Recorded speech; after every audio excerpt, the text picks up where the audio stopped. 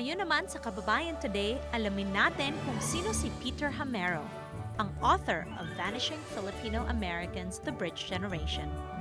I was born in California in 1930 to immigrant parents from Bohol, the eldest of 8 children. The first few years of my life were spent in the country in splendid isolation, so isolated that until I entered public school, I believed the nation consisted largely of Filipinos. As a country boy growing up at a time when there was no TV, no radio, I thought that the strange white people I saw from time to time were foreigners. My family included 100 single Filipino men residing in a farm labor camp operated by my parents. It was as a campo boy when I first learned of the torturous path that Filipinos took in sailing halfway around the world to the promise that was America. It was as a campo boy when I first learned of the values of family, community, hard work, and education. As a campo boy, I also began to see the two faces of America, a place where Filipinos were at once welcomed but excluded, a place where Filipinos were considered equal but were discriminated against. I want to now turn to the experience of the Bridge Generation, my generation. Bridge Generation are the children of the Manong generation. We are now in our 70s, 80s, and 90s. Many have passed. Our numbers are rapidly declining. The Bridge Generation grew up during the Great Depression in the 1930s. We came of age during 2 world wars, World War II in the 40s and the Korean War in the 50s. Most lived in West Coast states. In cities, the Bridge Generation lived in working-class, multiracial neighborhoods. Other neighborhoods were out of bounds. This is Rudy Delfino. He described venturing out of his San Francisco neighborhood as a teenager. And I quote, "You would go up to the avenues, you'd go up there and it would be, 'All right, kids, go back where you belong.'" End of quote. Many lived in Farm Belt communities in and around Stockton. Stockton then, as it is today, has the largest population of Filipinos per capita. Have you ever seen the "No Filipinos Allowed" signs like you see here? It says Stockton 1930. 1930, of course, is my birth, and I took the "No Filipinos Allowed" sign very seriously.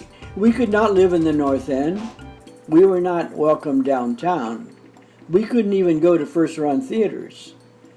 The only movies we could watch were in flea house theaters. Many kids had to work to support their families.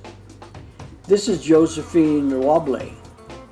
At 9 years of age, she had to work long hours washing clothes at a farm labor camp. As teenagers, boys were permitted much more independence than girls. As you can see here, these boys are waiting to go out and have a good time. Filipino parents generally sheltered their daughters from the outside world, raising them to learn the traditional stay-at-home tasks of housework, cooking, and preparing them for eventual marriage to a good provider. Because only a few Pinays immigrated in those years, the Bridge Generation is a mestizo generation. During the 1940s, mixed children were believed to be more than half of all Bridge Generation. The Bridge Generation fared much better in America than their parents' generation. We entered adulthood after World War II, when there was a much more favorable economy. Unlike our parents who endured the hardships of the Great Depression years. Educational opportunities were also better, thanks mainly to the GI Bill. As a result, my generation worked mainly in white and blue-collar jobs. Only a few worked in farm labor or domestic work. Some were able to attain professional positions. But despite greater opportunities, the bridge generation was still subject to discrimination. Remember, we grew up before civil rights, and we grew up before anti-discrimination laws. Today, you've heard my personal story about growing up in an America that wasn't always friendly to Filipinos. You've heard the story of the Manong generation, my parents' generation.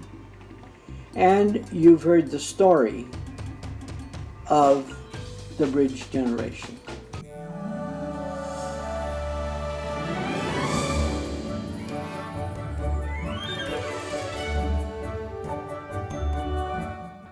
Maraming salamat po kay Peter Hamero for allowing us to use excerpts of his book, Vanishing Filipino Americans, The Bridge Generation. Basahin niyo po ang kanyang libro na mahahanap po online sa Amazon.com.